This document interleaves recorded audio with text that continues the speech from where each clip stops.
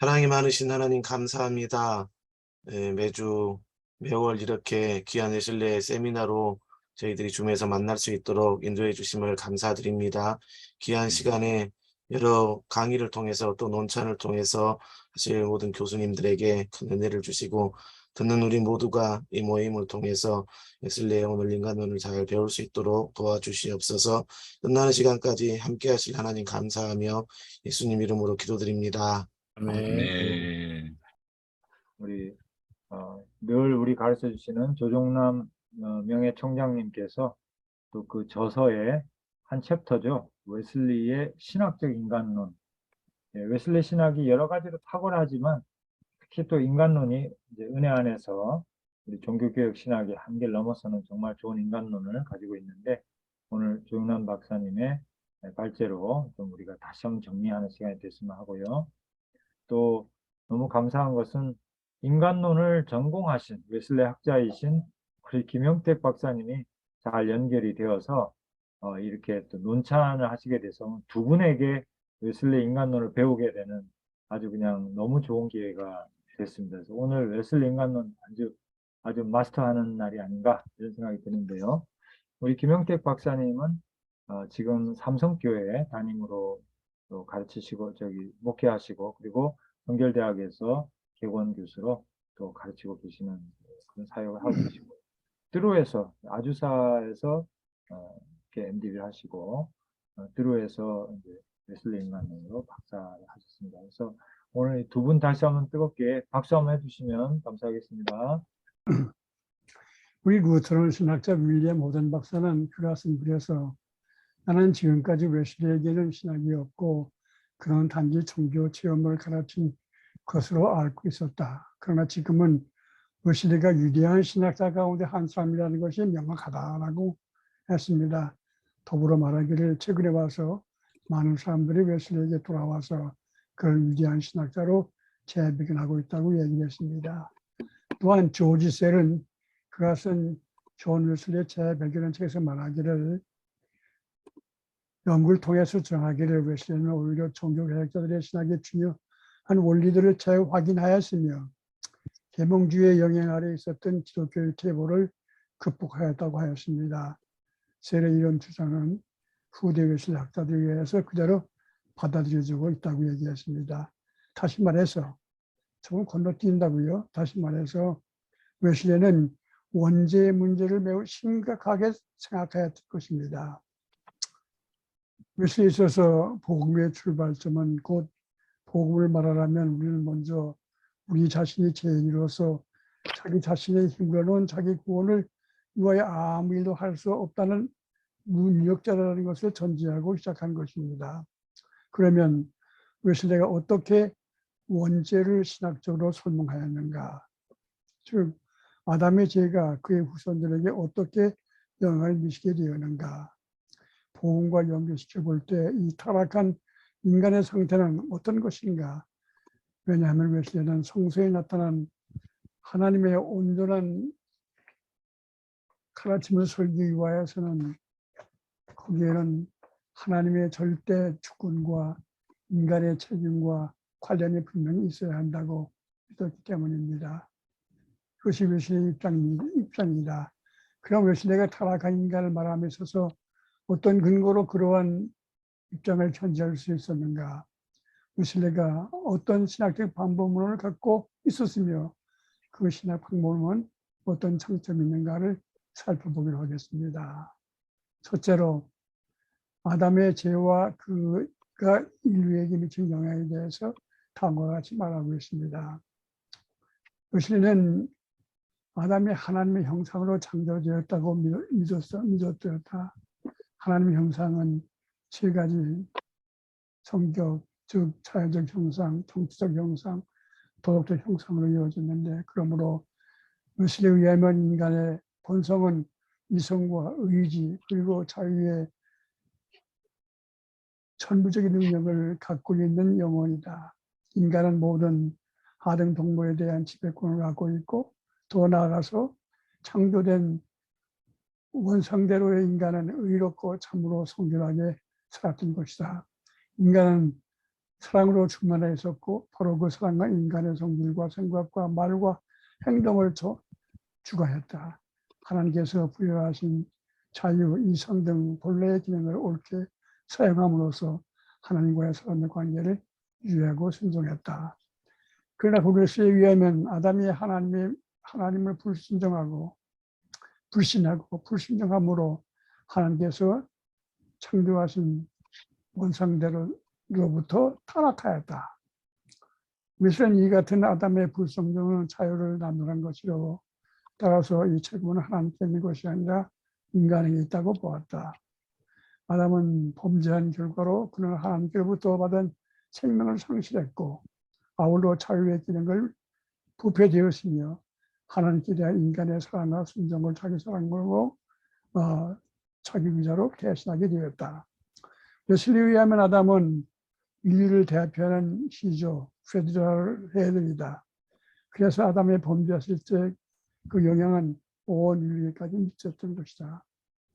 이런 면에서 아담이 처음 지은 죄는 그의 모든 자손들을 대표하는 공적인 사람으로서 죄라고 보았다. 그러므로 웨슬리는 모든 인간은 전적으로 부패했고 진노의 자신이 되었다고 보았다. 아담의 모든 후예들은 그들의 어떤 행동으로 함으로써 죄를 짓기 전에 이미 원죄의 부패성과 죄책을 지니게 된 것이다. 웨슬리는 다음과 같이 말합니다. 이와 같은 웨슬리의 견해는 그 당시 존 텔러의 신학을 반박하면서도 아주 분명하게 드러났습니다. 생략하고 넘어갑니다. 자, 웨슬리는 원죄를 첨가된 죄작, imputed guilt와 유전된 부패, inherited deprav이로 구분하고 있는 것을 우리는 볼 수 있습니다. 웨슬리는 말합니다. 신학적으로 우리는 이 원죄를 첨가된 원죄와 유전된 원죄로 분명하게 구분하여 부르고 있다. 전자는 우리에게 어느 정도마다 죄책에 있게끔 하는 아담의 죄를 말하며 후자는 우리에게 어느 정도 죄책에 가끔 있게끔 하는 아담의 죄를 말한다. 후자는 원죄를 상실하며 본성에 부패되는 것을 말한다. 이야기했습니다.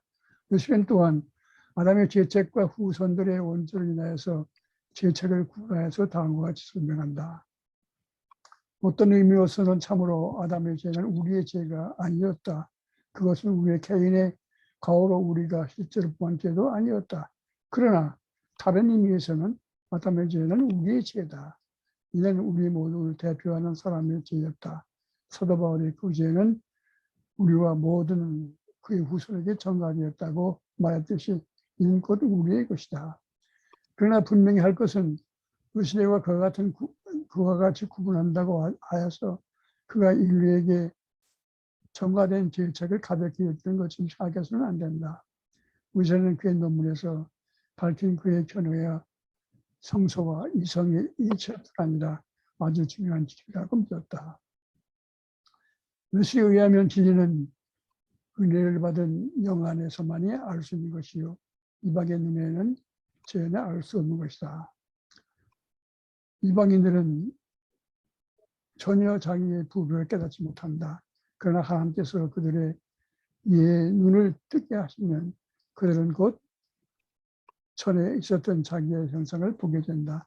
그러므로 웨슬리는 말하기를 이것이 이방 철학과 기독교를 구분하는 첫 근거라고 한다. 이것이 웨슬리의 입장이다. 그렇다면 웨슬리는 이 당시의 칼빈주의와 어떻게 다른가? 웨슬리는 칼빈주의와 다 된 것 같이 아닌가? 웨슬리는 그의 왼죄에 대한 교리에서 논리적으로 일관성을 유지하고 있는가? 웨슬리 학자 가운데는 웨슬리가 인간의 부패성을 주장하고 원죄의 죄책을 주장하지 않는다고 생각하는 사람들도 있다. 이런 질문에 답하기 위해서 우리는 다음 장에서 좀 더 자세히 고려해보고자 한다. 타락한 인간의 실질적인 상태, 즉 사람은 이미 은총 안에 있다는 것입니다. 웨슬리가 구원에 대한 설교를 시작할 때면 언제나 인간의 실존적인 상황을 지적하곤 한다. 예를 들면 웨슬리는 믿음으로 말미암는 그런 설교에서 다음과 같이 말한다. 리아의 한 사람으로 말미암아 죄가 세상에 들어왔고 죄로 말미암아 죽음에 들어왔으며 따라서 우리 온 인류의 조상이시며 대표자이신 그분 안에서 포함되었기 때문이다. 왜냐하면 한 사람의 불순으로 말미암아 받게 된 심판 때문에 온 인류에게 저주가 임하게 되었다. 우리가 우리뿐 아니라 모든 인류가 이 같은 상태 속에서 있을 때 하나님이 이 세상을 극진하게 사랑하셨고 우리에게 독생자를 보내셨는 것이다. 또 신성의 설교에서 다음과 같이 말합니다. 생략하고 넘어갑니다. 우리는 이 설교의 첫 단락을 바로 이것이 신성의 기초라고 말합니다. 힐만 박사가 풀라신학교에서 박사 논문에서 의시대가 복음 종교를 말할 때는 항상 청중이 제일이라는 것을 입증하고 여기에 기초해서 그 다음에 하나님의 은혜를 제시하곤 했다고 지적했다. 그러므로 웨슬리 기수서는 사람이 하나님의 사랑을 발견한다면 그것은 오직 하나님의 은총으로 말미암은 것이다. 그러므로 웨슬리는 구원의 과정은 사람들이 죄를 뉘우치면서 자신의 엄청난 죄를 지각하게 될 때 시작된다고 믿었다. 그러므로 웨슬리는 그의 설교 천국 가는 길에서 천국에 들어가려면 회개하라. 너 자신을 알라고 설교했다. 생각하고 넘어가죠. 우리는 여기에서 길만이 지적한 대로 웨슬리는 원죄보다 오히려 죄인의 실질적인 상태를 설명하는 데 더 많은 관심을 기울이고 있음을 관찰하게 된다. 그 설교에는 신학적인 문제, 곧 원죄의 죄책과 윤리에게 전가된 우리의 원죄의 죄책의 문제는 다뤄지지 않고 있다. 이 같은 사실 때문에 웨슬리 학자들 마음속에는 몇 가지 질문을 생각한다. 즉 그렇다면 웨슬리가 원죄에 대하여 설명할 때 어떤 모순 또는 불일치를 드러내고 있는 것이 아닌가 하고 의심하기도 한다. 그리하여 웨슬리 학자들 가운데는 어떤 사람들은 웨슬리가 원죄의 죄책을 믿지 않고 다만 본성의 부패만 믿었다고 생각하였다. 그들은 웨슬리가 오직 자본주의 죄책만 주장했다고 생각하였다. 그것은 웨슬리가 타락에 의하여 전적으로 부패되었다고 보다는 오히려 부분적으로 부패했다고 본다고 주장한다. 왜냐하면 웨슬리가 어떤 곳에서는 하나님의 형성의 부분으로 타락 이유까지도 남아있다고 말하고 있기 때문이다. 이런 혼돈을 주고 있다는 얘기예요. 그러나 필자는 이 같은 해석이 웨슬리의 정당한 것이 아니라고 본다. 필자의 견해로는 웨슬리는 그의 생각의 모습을 갖고 있지 않았다. 이 같은 견해를 뒷받침하기 위하여 우리가 기억해야 할 것은 웨슬리가 강력하게 원죄의 죄책과 아울러서 타락으로 인간의 전적으로 부패를 주장한 원죄에 관한 논문이 있는데 그 논문은 하나님의 형상의 부분으로 남아있다고 주장하는 것 설교보다 후대에 쓰면서 썼다는 사실이다.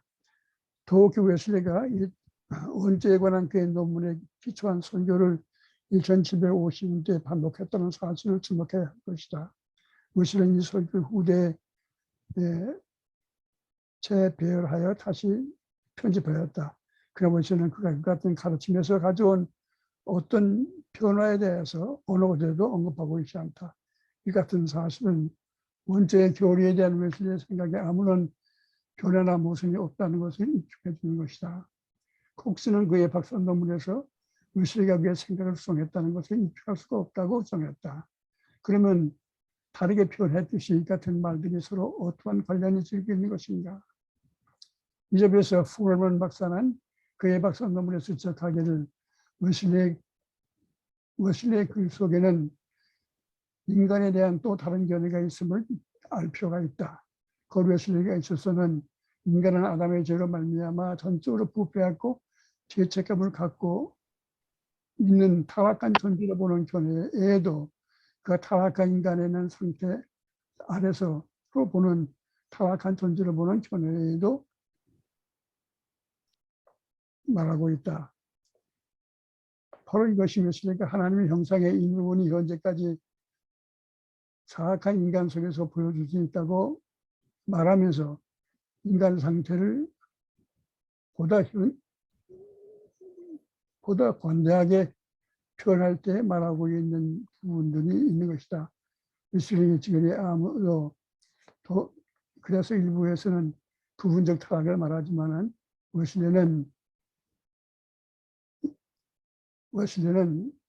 인간이 이미 은혜 상태, 그 선행적 은총 안에 있기 때문에 그런 상태가 있는 것이지 부패 전적이 되는 것은 아니라고 얘기합니다. 건너뜁니다. 그러므로 폴문이 지적한 대로 이 같은 표현들이 서로 상반되는 것처럼 보이지만 웨슬리는 이 견해들을 선행적 은총의 사상으로 서로 연결시키고 있는 것입니다. 웨슬리는 이 두 사이는 대립할 수 없는 것이 아니라 반대 밀접한 관계를 주장하는 것이다. 웨슬리는 설교할 때 타락한 인간은 이미 하나님의 은총, 즉 선행적 은총에 수혜자인 것을 분명히 전제한다. 왜냐하면 선행적 은총에 의하여서 원죄의 죄책이 제거되었다고 믿었기 때문이다. 그리스도의 의로 말미암아서 원죄의 죄책은 인간이 태어나자마자 제거되었다고 말한다. 따라서 모든 사람에게는 초자연적으로 회복된 인간의 자유가 있는 것이다. 그럼 우리는 구시만이 지적했듯이 웨슬리가 원죄의 전 실존이 하나님의 사랑을 받고 있기 때문에 타락한 인간에 대한 설명이 있어서 자연과 은총 사이에 어떤 날카로운 분리도 하지 않다고 하는 관찰하는 것은 중요한 것이다. 그럼에도 불구하고 타락한 인간에게 있어서 자연과 은총은 구분하지 않는 것은 아니었다. 웨슬리의 주장은 다른 방법으로 설명한다. 그 뒷면은 로저스가 지적한 대로 자연과 은총은 별개이지만 웨슬리는 이들을 생명력이 있고 기능적인 관계를 갖고 있는 것으로서 이해하고 있다. 이 같은 접근 방법이 웨슬리의 신학의 방법론이 가지는 특색으로 나타난다. 차일스가 말한 대로 웨슬리는 원죄 가운데는 죄와 은총 사이에 대립 빈장이 있지만 그 신학의 기반을 있다고. 이것이 웨슬리의 신학의 역동성이다. 그리고 만약 이것이 무시된다면 웨슬리의 입장은 대한 해석은 전반적으로 모호하게 되거나 타협하게 되어 웨슬리의 정당하게 다루지 못하는 결과를 가져올 것이다. 우리는 이미 19세기의 일부 웨슬리 학자들이 원죄의 죄책을 부정했다는 것을 지적했다. 그들은 인간의 책임적인 자유를 구원적인 구조에서 본다는 인간론적 구조 속에서 보려고 했기 때문에 원죄의 죄책을 부인하게 된 것이다. 그들은 신학적인 방법론에서 웨슬리를 떠났으며 따라서 다른 결론을 가져오게 된 것이다. 자, 그러면은 웨슬리 신학의 역동성이 어디런 것인가 살펴보기로 합니다. 우리는 이미 웨슬리가 그 설교에서 하나님의 구속의 은총, 인간을 향하신 하나님의 온전한 섭리를 선포하는 것이 그의 중요한 강력적인 말씀을 지적하였습니다. 이런 하나님의 은총 섭리를 선포하는 것이 그의 중요한 선조였습니다. 이런 점에서 웨슬리에게 있어서는 인간론이라는 것은 하나님의 복음 선포하는 데 있어서 언급되어야 되는 실질적인 상황인 것이다. 그러므로 웨슬리는 타락한 인간에 대한 교리는 빈스트롬이 지적한 대로 복음은 곧 하나님께서 값없이 주시는 하나님의 은혜로 인한 복음의 본질적인 목적과 필연적으로 연관을 맺고 있는 것이다. 시작해서 지적한 대로 구속론이 인간론보다 앞선다. 영어로 말하면 soteriology is prior to anthropology. 다시 말해서 웨슬리는 구속론적인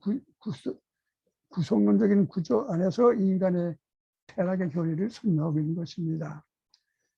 우리는 웨슬리가 인간에 대한 그 견해 가운데 인간의 본성이 아담의 타락으로 말미암아서 전적으로 부패되었고 원죄의 죄책을 갖게 되었다고 주장하고 있다는 것을 지적했다.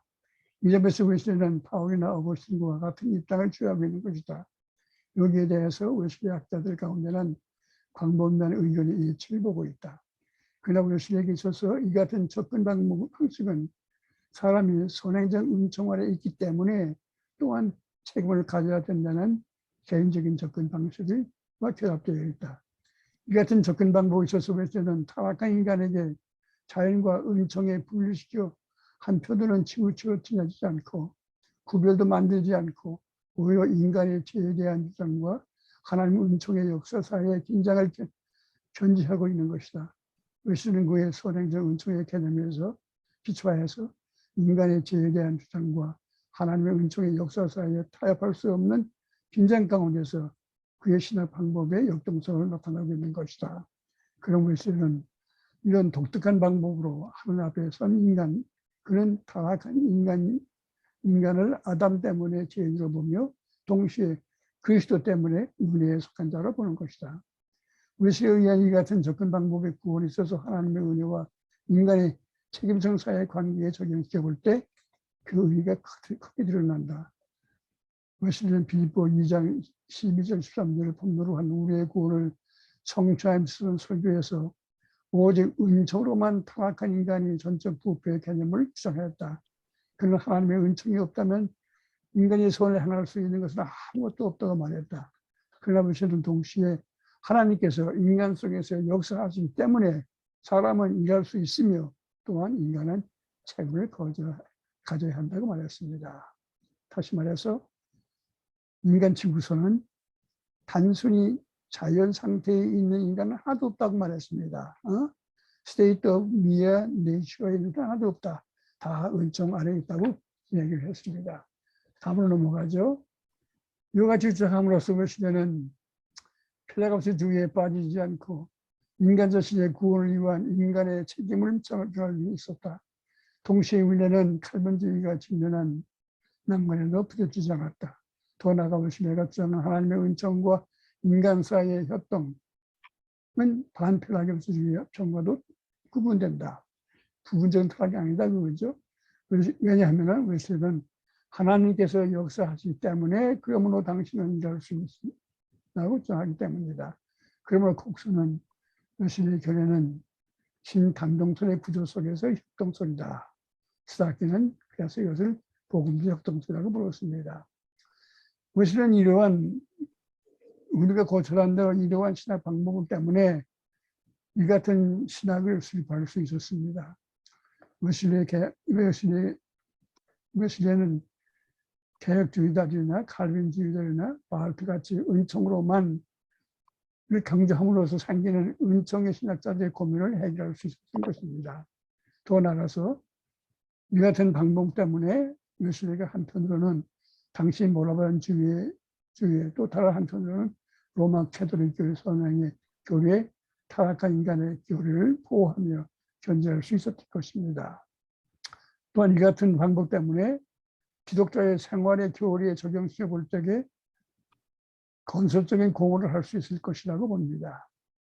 웨슬리는 죄의 심각성을 강조하고 평가하거나 인간의 본성의 악함을 광대평가하는 양극단에 빠지지 않고 기독교 생활의 교리를 주장할 수 있었다고 생각하는 사실에 주목해야 한다.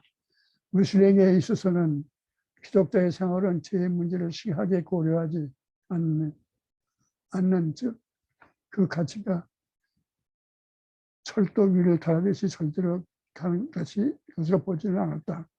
웨슬리는 분명하게 성화된 사람에게도 그들이 인간으로서 지니고 있는 연약성 때문에 약이 되는 무의식 중에 짓는 죄의 결과를 심각하게 인정했다. 따라서 웨슬리에게는 신자의 회개가 전적으로 필요했다. 그러나 그는 죄 심각성 때문에 비관주의에 빠진 삶을 빠지지 않았다. 오히려 하나님의 은총의 역사 때문에 기독자의 생활에 대해서도 낙관적인 것을 취할 수가 있었다. 왜냐하면 그는 끊임없이 역사하는 하나님의 은총과 그리스도의 중보의 기도에 근거해서 자기들을 회개하며 살아가는 하나님의 자녀에게는 계속적으로 적용되는 그리스도의 대속의 뼈를 믿고 있었기 때문이다. 이 같은 신학적인 접근 방법은 신자의 회개라는 설교에서 잘 표현하고 있다. 여기서 웨슬리는 신학의 저번에 깔려 있는 전체가 죄가 많은 곳에 은혜가 더 많다는 은총에 대한 강조를 사실 분명히 알 수 있다.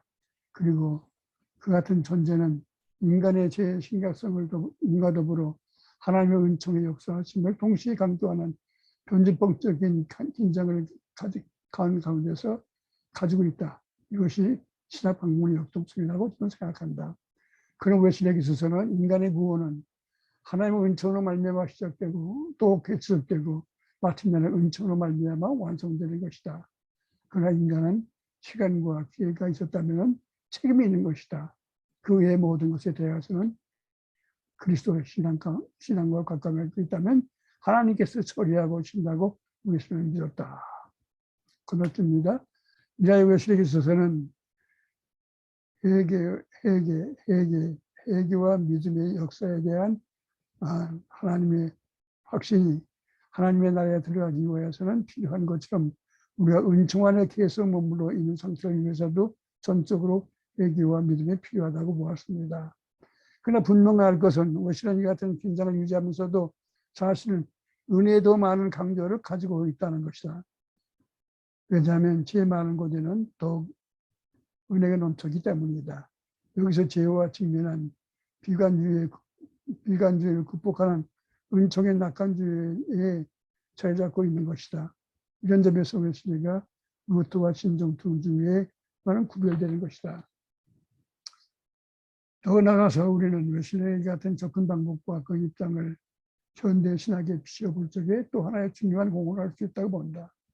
예를 들면 타락한 인간에 대한 웨슬리의 입장은 선교 신학의 건설적인 공헌을 할 수 있다고 봅니다.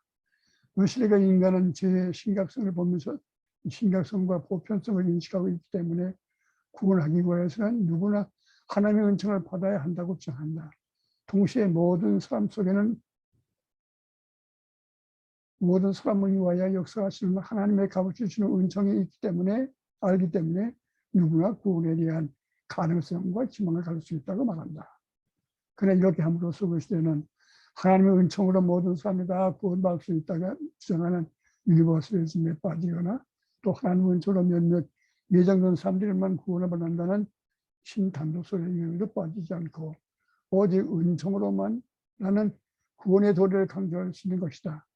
이것이 바로 타락한 인간이라고 해도 이미 은혜의 상태에 있기 때문에 그 은혜로 말미암아서 책임성을 갖고 있다고 보는 웨슬리의 독특한 입장이기 때문이다. 그런 웨슬리는 모든 사람이 구원받을 수 있다고 소망을 강조하며 동시에 인간의 책임과 교회의 선교를 강조할 수 있다. 이런 점에서 웨슬리의 신학은 루터 신학이나 바르트나 신학에서 가지는 딜레마에 벗어날 수 있는 건전한 신학이라고 건전한 기초를 제공할 수 있다고 생각한다. 감사합니다. 우리 지금 오늘 논찬을 맡으신 김영택 박사님께서 이어서 논찬해 주시면서 또 우리에게 좋은 가르침을 주시겠습니다. 다시 한번 박수로 고맙습니다. 네, 먼저 우리 조중남 총장님 귀한 논문 감사드리고요. 정말 큰 영광입니다. 저 개인적으로는 제가 이제 성결대학교 88학번인데 신학과 이제 다니면서 이제 우리 조종남 학장님이 쓰신 요한 웨슬레이 신학책 읽으면서 제가 이게 웨슬레이 신학을 전공하고 저는 꿈을 키워가지고 개인적으로 그런 좀 내용들이 있습니다. 첫 부분에 제가 그래서 이제 들어가는 말에는 그런 제 개인적인 이야기를 좀 했습니다. 그리고 이제 제가 또 MDB라는 학교가 아주사 퍼시픽 대학교 LA에 있는 학교에서 이제 MDB를 했는데 그때 제 이제 그 지도 교수님이 그 조종남 총장님하고 또 에즈베리하고 또 에모리에서까지 동문 수학 가신 친구시더라고요. 그래서 제가 한국에서 왔다니까 한국에 아주 위대한 학자가 있다. 그래서 조종남, 존초 이렇게 말씀하시면서 여러 번 이제 조종남 학자님에 대해 말씀하셨고 또 알고 보니까 나중에 조종남 총장님도 아주사에서 강의도 하시고 아마 그랬던 걸로 제가 알고 있거든요. 그래서 어떤 그런 인연이 있어서 너무 저 개인적으로는 참 영광이고 감사합니다. 그리고 이제 또 우리 연구소 분들 이렇게 만나 뵙게 돼서 너무 감사하고요. 시간 관계상 제가 그 바로 이제 논찬으로 들어가도록 하겠는데 1페이지 맨 아래줄 두 번째 줄에서 이제 시작하도록 하겠습니다. 우리 총장님께서는 본 논문을 이제 하나씩 실마리를 풀어 나가시다가 마지막에 이르러서 완전한 신학적 결론에 이르는 점진적 방법론을 사용하고 있습니다. 그러니까 처음에 이제 웨슬리는 신학자다, 또 신학자인데 종교개혁의 신학자다 하시면서 하나씩 이렇게 이제 주제를 내로 다운 시키시면서 마지막에 이제 아주 결론에서 풍성한 결론을 내어주고 계십니다. 그래서 웨슬리에 대한 신학적 베일을 조금씩 벗겨내시면서 결론 부분에 이르러서 확연하게 웨슬리를 볼 수 있도록 글의 장치를 해두셔서 마치 재미있는 영화나 드라마의 기승전결을 보는 듯 했습니다. 그래서 본 논찬자도 이 흐름을 따라서 이제 논찬을 하고자 합니다. 첫 번째로 이제 총장님께서는 웨슬리를 신학자 한 사람으로 평가하고 있습니다. 지금 우리로서는 당연한 거지만 20세기 초반만 하더라도 웨슬리를 신학자로 평가하는 일이 이제 흔하지 않았습니다. 그런데 이제 20세기 초반부터 우리 총장님께서 언급하셨던 뭐 조지 셀의 그 요한 웨슬리의 재발견 이런 책들이 이제 출판이 되면서 웨슬리를 신학자로 이제 재평가하는 일들이 일어나고 이제 그 이후로 웨슬리를 이제 신학자로 평가하기 시작했습니다. 그렇다면 웨슬리가 이제 어떠한 신학자인가? 웨슬리를 신학자로 평가하는데 그럼 어떠한 전통에 있는 신학자로 평가해야 되는가에 대해서는 총장님이 그 다음에 이제 언급해주고 계시는데요. 그래서 조지 셀이나 스케빈트 우드의 글을 통해서 웨슬리가 종교개혁 전통에 있는 신학자임을 재천명하고 계시는 것입니다. 특별히 이제 웨슬리 신학적 인간학에서 빼놓을 수 없는 주제가 원죄론이거든요. 웨슬리는 이제 평생에 걸쳐서 이신론자들하고 원죄론 논쟁을 참 많이 했습니다. 그래서 웨슬리의 신학이나 인간론에서 원죄론이 굉장히 중요한데 그 원죄론 이해를 통해서 대표적으로 이제 웨슬리가 종교 개혁의 전통에 서 있는 신학자임을 우리 총장님께서 다시 한번 확인해 주신 것입니다. 그렇지만 이제 웨슬리가 종교 개혁자들과는 다른 신학적 방법론으로 원죄 문제에 다가간다는 것이죠. 그래서 이제 그것이 바로 이제 우리 총장님께 해주신 하나님의 절대 주권과 인간의 책임과의 관련이 분명히 있어야 된다라는 말씀을 주시면서 원죄론까지가 이제 종교개혁자들 신학과 일치하지만 원죄론을 풀어가는 그 방법론에 있어서는 종교개혁자들과 조금은 다른 길을 가고 있음을 보여주고 계십니다. 세 번째로 웨슬리는 원죄의 부패성과 죄책이 후손에게 전가되었음을 주장한다는 사실을 이제 총장님께 명확히 해주시면서 당시에 원죄를 인정하지 않았던 이신론자들과의 신학적 차이점을 이제 보여주고 계십니다. 그리고 이제 원죄의 부패성과 죄책을 인정한다는 측면에서는 종교 개혁의 전통에 서 있는 웨슬리가 서 있는 신학자임을 다시 한번 명확하게 해주고 계시고요. 자, 그렇다면 웨슬리가 그 종교 개혁의 전통에 서 있는 신학자라고 한다면은 그러면은 웨슬리는 칼빈주의와는 어떻게 다른가라는 질문을 던지시면서 여기에 대한 이제 대답을 주고 계십니다. 좀 건너뛰어서요. 여기에 대한 이제 대답, 그러니까 웨슬리가 칼빈주의자들과 어떻게 다른가에 대한 이 질문을 던지시고서 답변이 바로 이제 선행적 은총론입니다. 그래서 웨슬리는 선행적 은총론을 통해서 인간의 전적 타락과 인간의 책임이라는 상반되어 보이는 두 가지 주제를 모순됨이 없이 서로를 관련시키고 있음을 이제 보여주고 계십니다. 그래서 모든 인간은 선행적 은총의 역사 아래 있게 된다. 타락한 인간도 행위 계약 아래 있지 않고 은혜의 계약 아래 있음을 보여주는 것이 바로 선행적 은총론이다. 그렇게 우리 총장님께서 말씀하고 계십니다.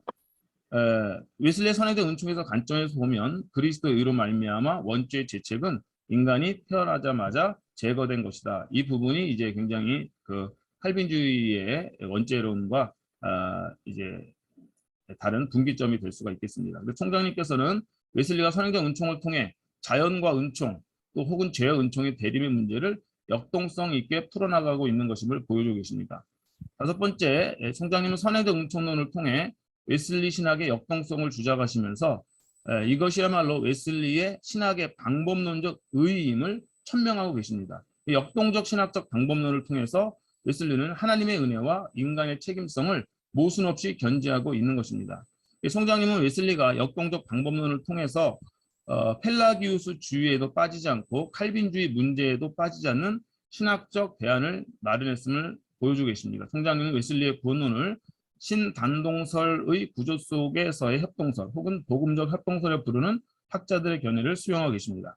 본 논문은 웨슬리가 이러한 신학적 인간학을 통해 칼빈주의, 정숙주의, 또 로마 카톨릭교리의 한계를 극복하고 있음을 보여주고 계십니다. 여섯 번째, 이러한 웨슬리의 신학적 인간학은 그리스도인의 삶과 선교 신학에 건설적인 공헌을 할 수 있다는 총장님의 주장이 큰 울림으로 다가왔습니다. 하나님의 은총 아래에 있으면서 동시에 책임적인 존재로 살아가야 하는 그리스도인들은 성화의 삶에 대한 가능성을 은총의 빛 아래서 경험할 수 있게 되며 성화의 삶을 추구할 수 있게 된다는 말씀과 모든 사람 속에서 모든 사람을 위하여 역사하시는 하나님의 값없이 주시는 은총을 알기에 누구나 구원에 대한 가능성과 희망을 가질 수 있다라는 이 선교신학적인 주장은 참으로 현대의 한국교회를 향한 시적절한 희망의 메시지라고 할 수 있을 것입니다. 정리하자면 총장님께서는 신학자로서의 웨슬리를 보여준 후에 웨슬리가 종교개혁의 전통에 서 있는 신학자를 밝혀주시고 그러나 여기서 멈추지 않고 종교개혁 신학의 한계를 극복하고 선행적 은총론을 통해서 그 대안을 제시한 신학자로서의 웨슬리를 보여주셨습니다. 인간이 죄 아래 있지만 죄보다 더 큰 하나님의 은총을 바라볼 수 있는 신학적 가능성을 보여주신 것입니다. 총장님께서는 웨슬리 연구를 통해 보여주시고 했던 신학적 인간학의 핵심은 인간은 죄 아래에 있어서 비관적이지만 이걸 이제 보통 이제 웨슬리 신학에서 본성의 비관론이라고 부르거든요. 그럼에도 불구하고 죄인보다 더욱 큰 하나님의 은총의 역사 아래에 있는 인간, 이것은 은총의 낙관론이라고 부릅니다. 그래서 본성의 비관론과 은총의 낙관론을 비교하시면서 본성의 은총의 낙관론이 본성의 비관론을 극복하는 것으로 총장님께서는 이제 논문을 진행하고 계십니다. 이로 인해 한국교회를 죄에 사로잡혀 있는 인간이라는 비관적 인간이해를 넘어 하나님의 값없는 은총의 빛 아래에서 성화와 선교를 향해 나아갈 수 있는 긍정적 인간상을 회복할 수 있는 자리까지 인도해 주셔서 감사드립니다. 자, 이제 진전된 논의를 위해서 이제 몇 가지 이제 질문을 이제 좀 제가 만들어 봤습니다. 이제 그 웨슬리의 신학적 인간학에 있어서는 하나님 형상 교리가 제일 중요하고 인간학의 축을 이루고 있다고 생각하는데 총장님께서도 이제 웨슬리 하나님 형상 교리를 자연적 형상, 정치적 형상, 도덕 형상 측면에서 언급해 주셨습니다. 근데 이제 하나님의 형상의 교리와 인간의 타락 그리고 구원론은 밀접하게 연결되어 있음도 보여주셨습니다. 논찬자의 견해로는 웨슬리 신학에 있어서 타락 시에 자연적, 정치적, 도덕적 형상의 파괴와 손상이 각각 그 본질과 정도에 있어서 차이점이 있습니다. 인간의 타락 때에 자연적, 정치적, 도덕 형상의 내용들이 구체적으로 어떻게 상실되었으며 파괴되었는지 말씀해 주시면 좀 더 하나님의 형상으로서의 인간 이해를 하는데 도움이 될 수 있을 것 같습니다. 두 번째, 총장님께서는 구속론이 인간론마다 우선한다는 스타키의 말을 인용하시면서 웨슬리의 구속론적 구조 속에서 인간의 타락에 대한 교리를 발전시켰다고 말씀하셨는데 구속론이 인간론보다 우선한다는 명제가 어떤 의미인지를 설명해 주시면 감사하겠습니다. 우선한다는 의미가 논리의 순서인지 시간의 순서인지 아니면 중요성의 순서인지에 대한 총장님의 고견을 듣고 싶습니다. 세 번째, 총장님께서는 웨슬리의 선행적 은총론을 통해 펠라기우스주의에 빠지지 않고 인간 자신의 구원을 위한 인간의 책임을 주장할 수 있었고 칼빈주의가 직면한 난갈에도 빠지지 않는다고 말씀해 주셨는데 또 은총론을 강조함으로 생기는 은총의 신학자들의 고민을 해결할 수 있다고 하셨습니다. 그렇다면 칼빈주의가 직면한 난관은 무엇인지 은총의 신학자들의 고민은 무엇인지에 대한 총장님의 고견을 듣고 싶습니다. 그리고 네 번째, 위의 질문과 연관된 것인데요. 총장님께서는 종교개혁자들 칼빈주의 바르트를 은총의 신학자로 명명하시면서 웨슬리가 은총의 신학자들의 고민을 해결할 수 있다고 말씀해 주셨습니다. 이 말씀의 일견 웨슬리를 은총의 신학자가 아닌 다른 범주에 속한 신학자라는 인상을 줄 수 있다고 생각합니다. 총장님께서 본 논문을 통해 여러 번 다루어 주셨듯이 웨슬리는 은총론에 있어서 칼빈과 바르트에 비하여 조금 더 부족한 바가 없다고 생각이 듭니다. 은총의 신학자들과 웨슬리를 대비시키는 구도는 자칫 웨슬리가 은총의 신학자가 아니라는 뉘앙스가 있다는 생각을 들게 합니다. 그러나 어떤 면에서는 종교개혁자들보다 오히려 웨슬리가 더 은총의 신학자라고 할 수 있지 않을까 생각합니다. 예를 들어 웨슬리는 온전한 성화를 하나님의 은총에 의해 이룰 수 있다고 믿는데 반하여 칼빈주의는 인간의 죄성이 너무 강하여 온전한 성화를 이룰 수 없다고 믿으니 웨슬리가 칼빈주의보다 더 하나님의 은총에 기댄 신학자라고 생각할 수도 있을 것 같습니다. 이에 대한 총장님의 생각은 어떠신지요? 다섯 번째, 웨슬리의 신학적 인간론에 대한 비교적 최근의 논의가 무엇이었는지 여쭙고 싶습니다. 왜냐하면 총장님께서 아마 본 논문을 쓰신 것이 아마 좀 오래전에 쓰신 것 같습니다. 그래서 이제 최근의 신학자들에 대한 논의가 이제 빠져 있는 것이 좀 이제 아쉬움으로 남습니다. 그래서 최근에 어떤 논의가 있었는지 혹시 이제 소개해 주시거나 말씀해 주시면 대단히 감사하겠다는 말씀 드렸고요. 그 다음에 나가는 말 읽도록 하겠습니다. 이러한 몇 가지 질문은 본 논문이 지니는 의의와 가치에 비하면 소소한 것이며 좀 더 논의를 확장시키기 위한 질문에 지나지 않습니다. 총장님께 제시해 주신 웨슬리의 신학적 인간학에 전적으로 동감하며 웨슬리가 선행적 은총론을 통해 펠라기우스주의에 빠지지 않고 칼빈주의의 또 극단에도 빠지지 않으면서 하나님의 은총과 인간의 책임 사이에 놀라운 균형을 이루었다는 말씀 또한 전적으로 동의합니다. 또한 웨슬리의 신학적 인간학을 그리스도의 삶과 형제신학에까지 지평을 확산시켜 주셔서 웨슬리의 신학적 인간학이 단순히 사변적 차원에 머무르는 것이 아니라 그리스도의 삶과 복음 전파에까지 그 신학적 동력을 제공하는 실천적 주제임을 밝혀주신 것도 본 논문의 큰 의의라고 생각합니다. 웨슬리를 신학자로 자리매김하는 시작점에서 출발하여 종교개혁 신학을 지나가며 그 신학의 한계를 극복하고 그리스도인의 삶과 복음 전도의 생생하고 역동적인 현장의 신학자로까지 웨슬리를 소개해 주신 것은 한국 신학계와 교계를 넘어 쇠퇴해가는 서구의 교회들이 귀담아 들어야 할 소중한 메시지일 것입니다. 이러한 귀한 논문을 써주신 총장님께 다시 한번 감사드리며 오래오래 강건하셔서 한국교회를 위해 더 좋은 말씀 많이 들려주길 기대합니다. 부족한 사람이 총장님의 귀한 옥보를 읽고 논천할 수 있어서 무한한 영광이며 기쁨이었습니다. 감사드립니다.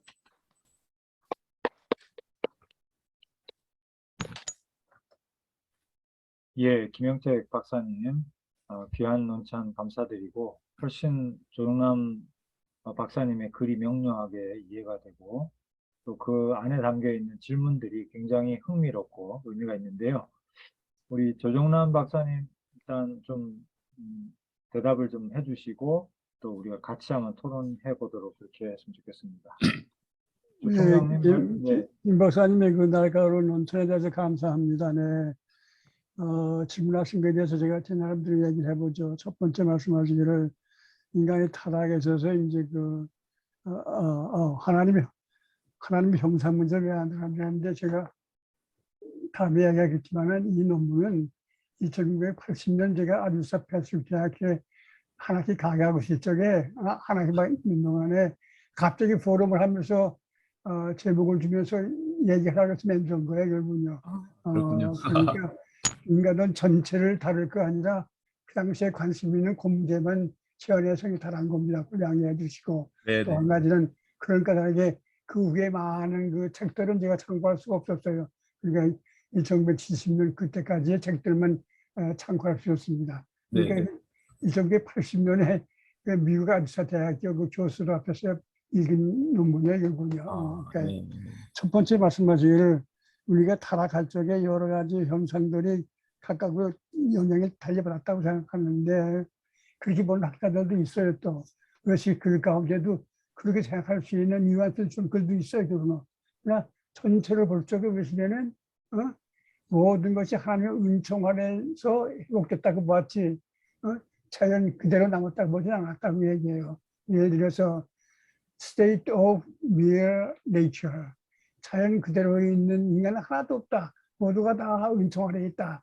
그 특별히 그것이 선행적 은총을 말쪽에 구체적으로 얘기했다고요. 선행적 은총을 말미암아 자유가 회복된 것이지 인류 자유가 남은 게 아니다. 그러니까 이게 논문에서 얘기했지만 상반되게 말하는 것이 있는 것 같지만은 전체를 볼 적에는 하나님의 선행적 은총 아래서의 부분적으로 회복됐지. 부분적으로 타락한 것이 아니다 그 얘기예요. 부분적으로 타락했다고 말하고 있지만은 웨슬리가 세바이 페라제리스라고 했잖아요. 그래서 전적인 타락, 하나님의 타락하자마자 하나님의 은혜로 인해서 어느 정도의 회복됐다고 그러죠. 제가 그렇게 보는 거고. 두 번째 그 스타케말 인용한 거, 웨슬리 스타케 이런 얘기했거든요. 웨슬리에 있어서는 소티아와지 is prior to anthropology 그런 얘기했다고요. 이게 무슨 문간이 하나님의 구속의 은총을 한다는 역사 그 견지에서 인간의 타락을 다루었다 그것뿐이지 뭐 거기에 중요성의 차가 있다든가 순서인들이 아니야. 하나님의 구원하는 그 견지에서 인간의 타락을 다뤘다는 것이 특징이었다는 얘기고. 그 다음에 여기 칼빈주의자의 고민은 뭐예요? 은총 신학자들의 고민은 뭔가 아니 은총만을 강조하다 보니까 결국 사람을 호소하게 만들었잖아요. 금전을 해결 못했다는 얘기야. 그렇지. 그 얘기예요. 그리고 또 종교 개혁자보다 더 깊은 은총 신학자라는 게 뭐냐? 그렇죠. 은총을 보다 더 넓게. 칼빈주자들은 제한된 사람들만 위한 은혜를 했고 있지만 요새는 모든 사람들을 위한 은혜.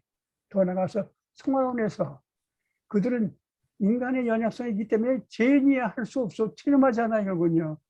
그것은 체념하지 않았다고 계속 역사함으로 말미암아 거기에서도 우리는 성결을 유지할 수가 있어. 그렇기 때문에 은혜를 넓게 볼 뿐만 아니라 은혜를 깊이 더 봤다. 그렇게 얘기하고 싶은 겁니다. 그래서 제 논문이 너무 옛날에 쓴 거기 때문에 그러나 모르겠어요.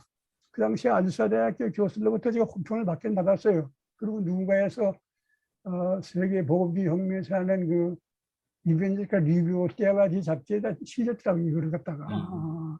예. 감사합니다. 네. 이해가 된지 네. 몰라요.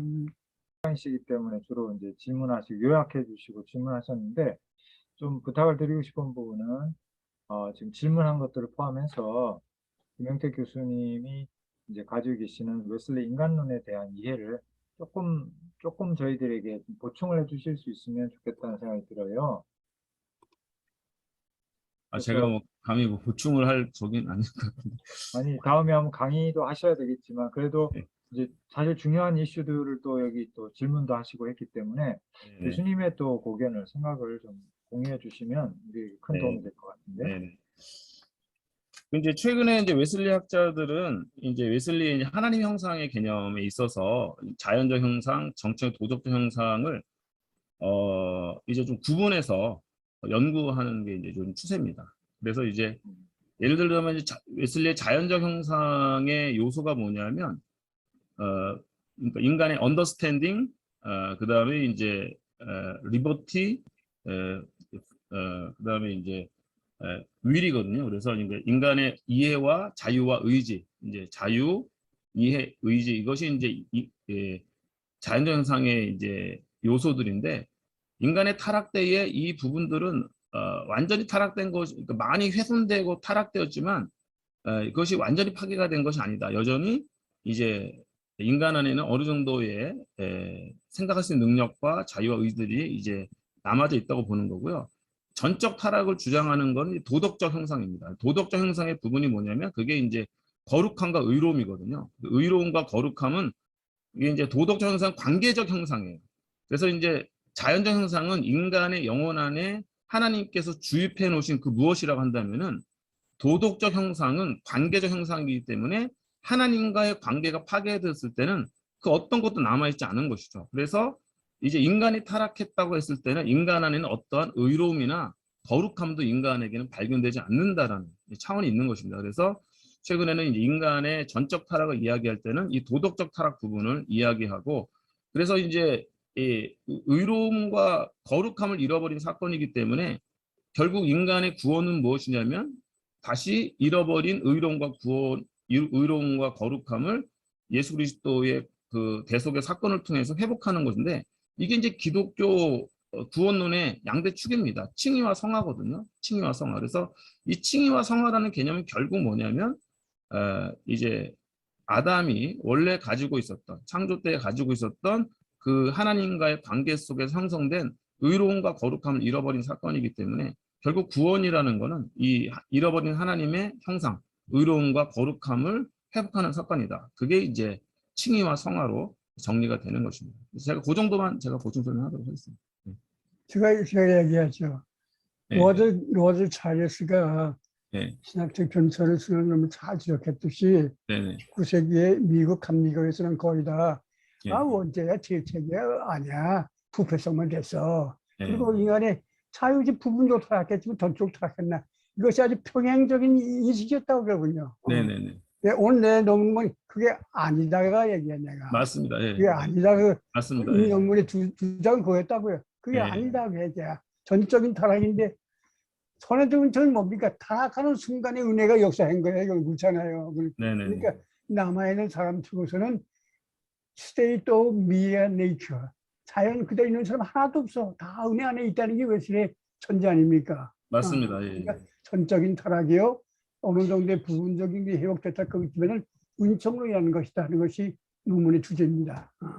그러니까 웨슬리가 이제 전적 타락에 대한 주장을 했다는 거는 이제 전적으로 다 동의하고요. 예, 맞습니다. 예.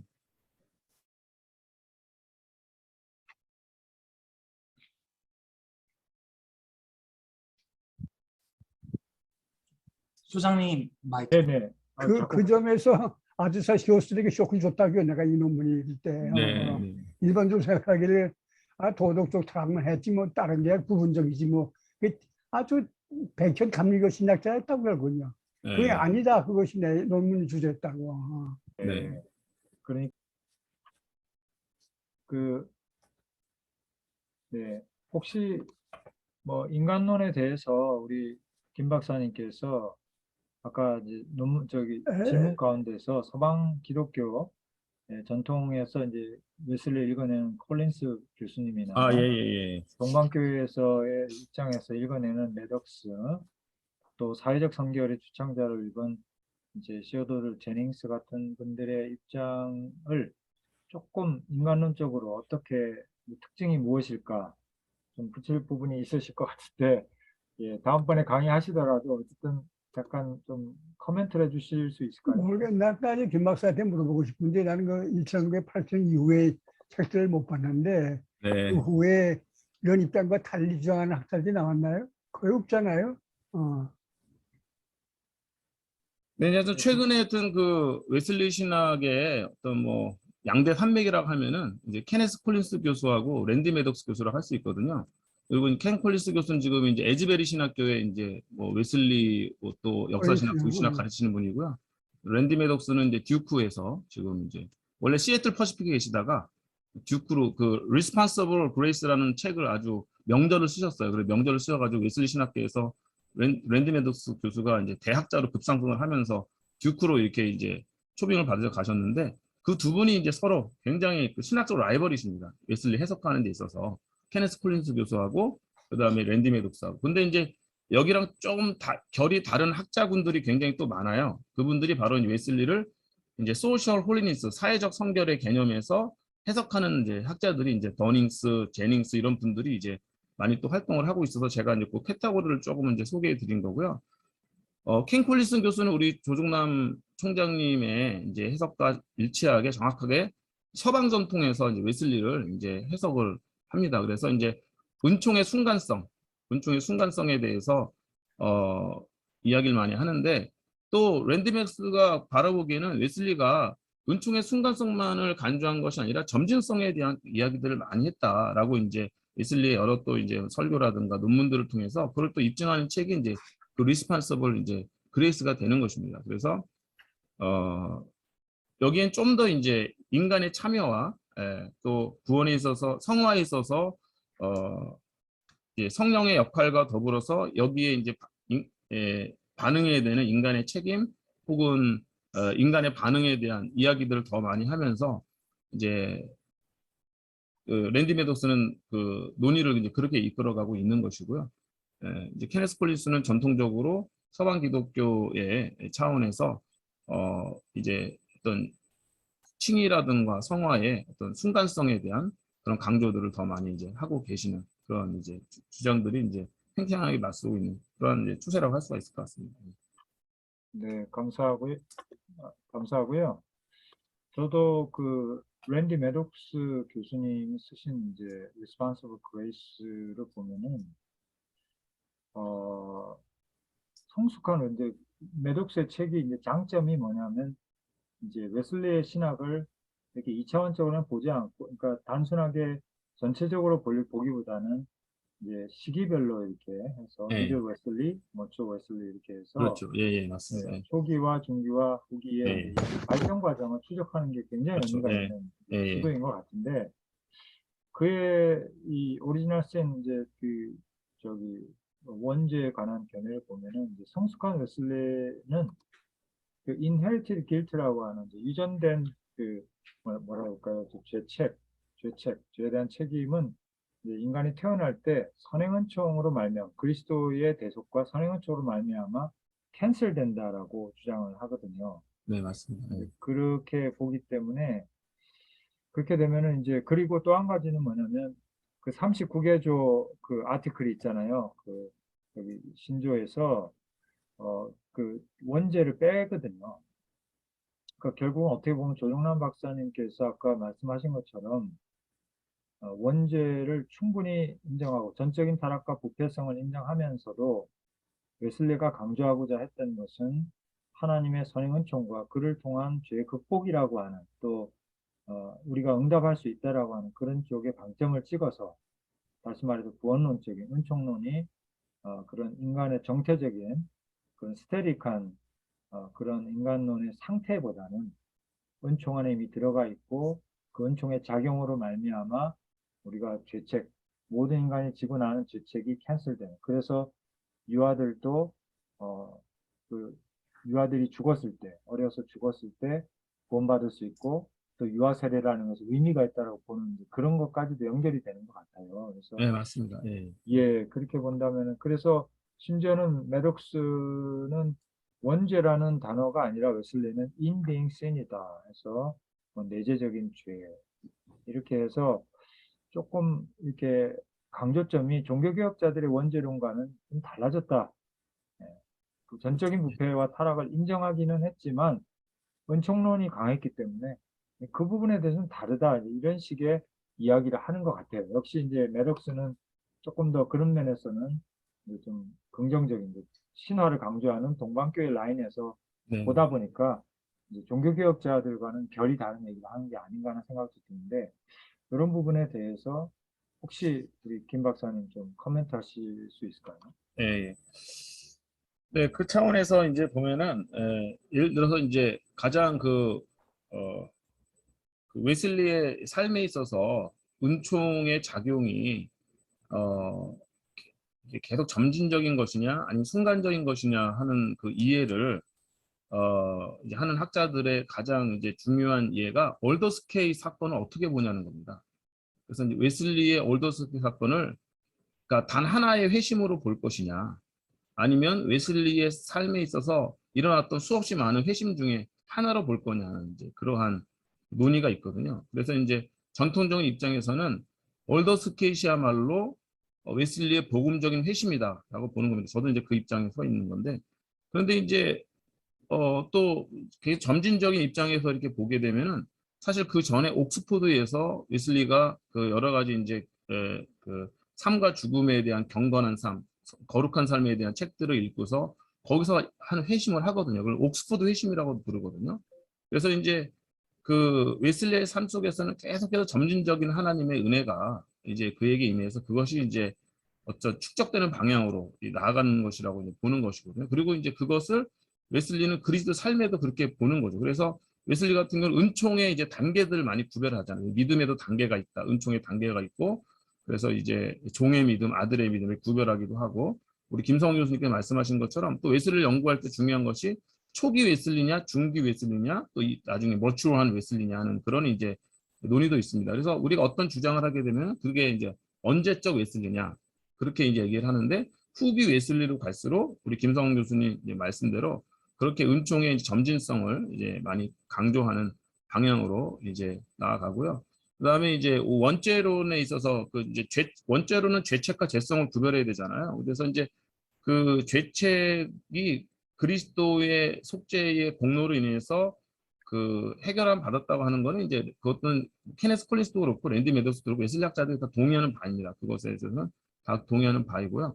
그렇기 때문에 이제 아까 말씀하신 대로 유아의 구원에 대한 가능성도 충분히 열어놓을 수가 있는 것이 죄책이 없기 때문에 그러나 이제 죄성은 여전히 남아 있는 거. 죄책이 있다고 해가 죄책이 해결함 받았다고 해가지고 죄성까지 사라진 것은 아니기 때문에 죄성이 계속해서 우리 안에서 이제 작용하는 그것을 이제 성화의 은혜로 이제 궁극적으로 해결함 받을 수 있다고 이제 웨슬리는 그렇게 바라본 것 같습니다. 정도를 하도록 하겠습니다. 제가 알기로는 이제 그 어떻게 원죄가 유전되고 뭐 이런 거에 대해서 아담의 위치 이런 거에 대해서도 웨슬리가 왔다 갔다 조금 변화가 있었다고 읽었고 그러나 마지막 머추어 웨슬리에게 있어서는 이제 역시 아담을 어떤 페더럴 헤드 정도로 보고 네. 그렇게 우리 인류의 대표자로서 그런 성서적인 어떤 말하자면 그쪽으로 이제 강조하는 것으로 들었어요. 그래서 조금 이제 어쨌든 이 원죄론은 굉장히 까다롭기 때문에 어떻게 보면 이제 현대 학자들이 잘 정리해 주셔야 될 부분인데 웨슬리 입장은 이렇다라는 쪽으로 일단 정리가 된 것 같고 감사드리고요. 네. 자, 그러면 이제 시간이 많지는 않습니다만, 우리 좀 플로어에서 우리 목회자들께서 또 웨슬레이 인간 이해에 대해서 좀 정리하는 또 질문들 좀 주시고 또 코멘트도 주시면 좋겠습니다.